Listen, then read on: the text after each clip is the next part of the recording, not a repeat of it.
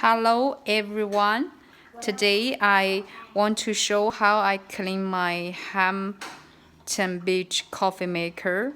It's very easy. Step 1, I put because my coffee maker is 12 cups, so I put half vinegars and half water. Then I nothing to add. I just run the machine, let it working. I plan will after it finish the first time, I will pour up the water and vinegar again, run another time. My plan will be 3 times.